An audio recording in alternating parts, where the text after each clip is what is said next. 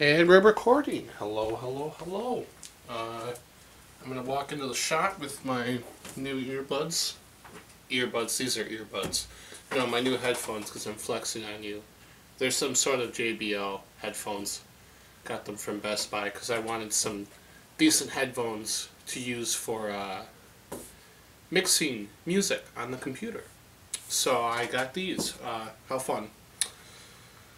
But they're very soundproof. I can't hear anything when they're on. It is crazy. It is crazy how little I can hear when I have them on. So, yeah, that's a wow. Anyhow, we're gonna chat today.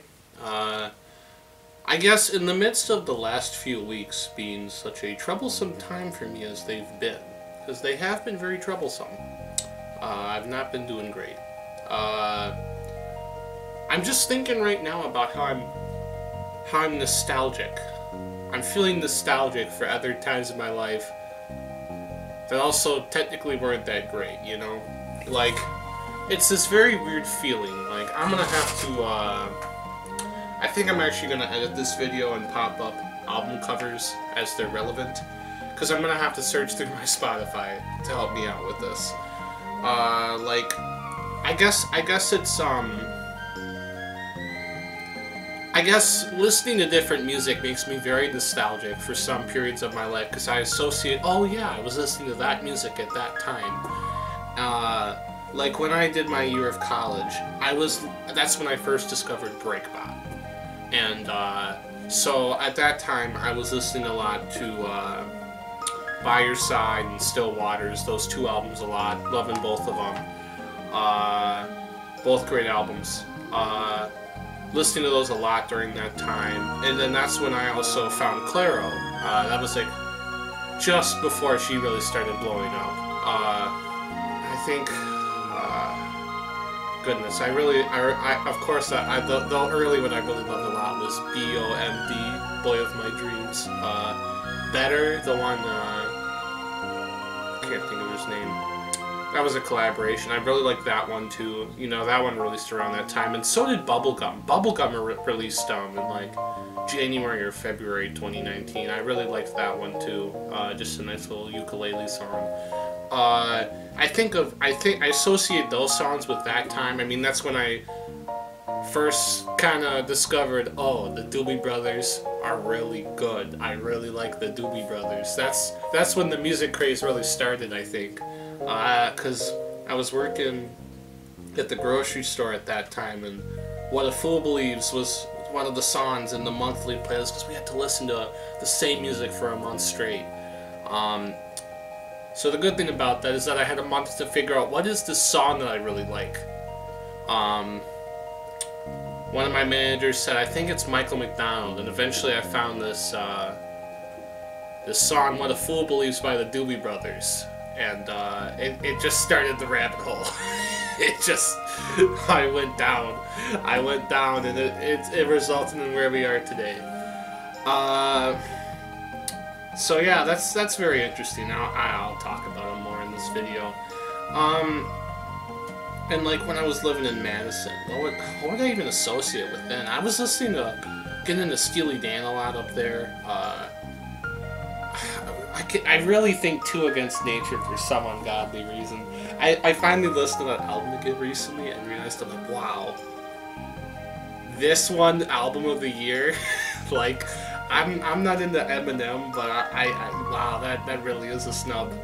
That really is a snub. That album was just kind of mediocre. Wow, it's a bummer to say it, but they did not come back with a bang. Unfortunate.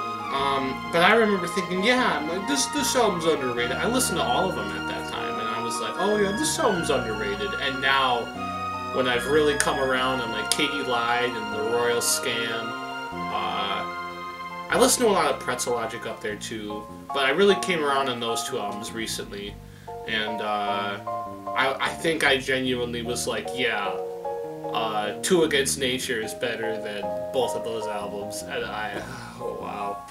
I did recognize right away that Everything Must Go is their worst album. I did catch that right away. Thank heavens. Thank heavens. God, I'm thinking of that that stupid song. That stupid song that was cut from The Emperor's New Groove, Yzma's song, Snuff Out the Light. I listened to that a lot in Madison because that song's a banner. Not gonna lie. I just thought, I think of that a lot. Just this music. It's like in Madison, I'd go on a lot of walks around the town, around the city, because it's a nice place to walk around. There's a lot of places to go and things to do. So I just liked walking around. I mean, I didn't do any of those things, but I did walk around, and that was nice. Hold on. Let me pull this sucker up if I can. Let me just look at some of this music. Jupiter by Earth, Wind & Fire comes to mind, even though I'd come to listen to that album all in all, like, in the last couple months or so. Rumors by Fleetwood Mac, that I listened to a lot of there. Yeah, just looking through, I'm not...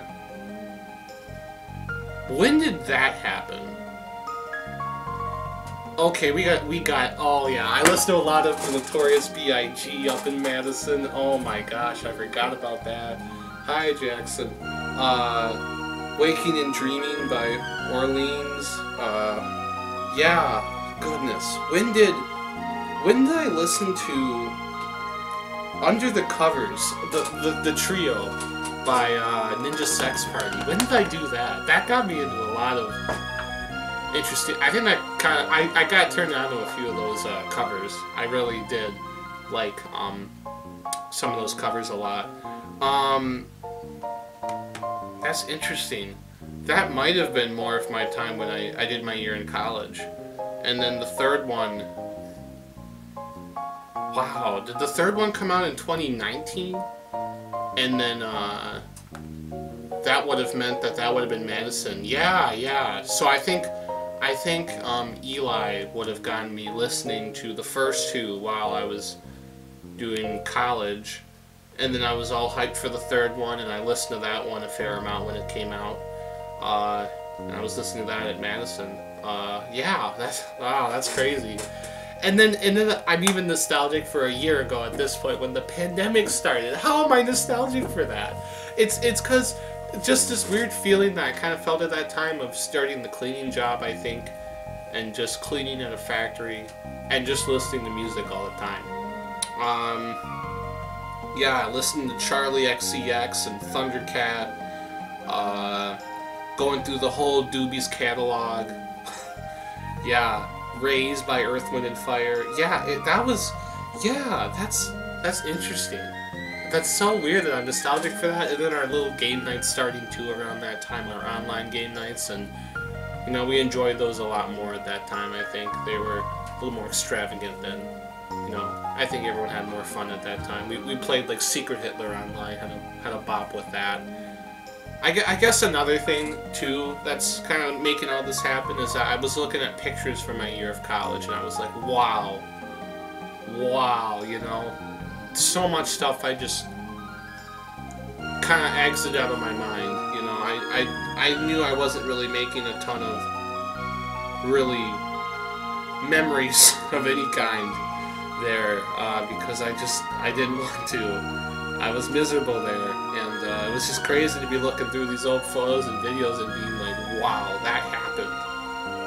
That's crazy. Just seeing all this stuff and like being like, wow, I remember that now, and wow, that was crazy. Yeah. I don't know. I just wonder, am I going to be nostalgic for the point of life that I'm at right now? I mean, let's look at what I'm listening to. I've been listening to Earth, Wind & Fire. Gosh, I listened to those Harry Belafonte albums a couple nights in a row. I'm really looking through. I really haven't listened to a ton of new stuff lately.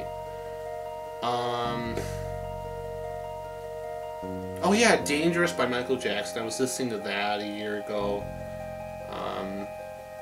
One Step Closer by the Doobie Brothers. I think of that album in particular, which is so weird because it's not the Doobie Brothers, but it is. I'm gonna be thinking about Daft Punk in a year. I'm gonna be thinking about, wow, I was listening to a lot of Daft Punk. I mean, that started before they broke up, but now it's just like, wow. You know, I feel like I'm slightly beating things to the punch on these things. You know, I listened to Clairo like just like a couple months before she really started blowing up. I started listening to Daft Punk just like a couple months.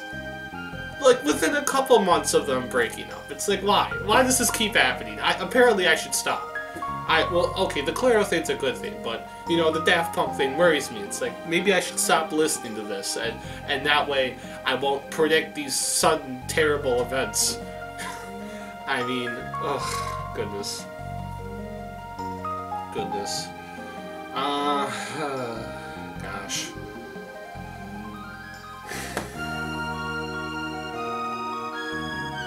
Why does nostalgia work like it does?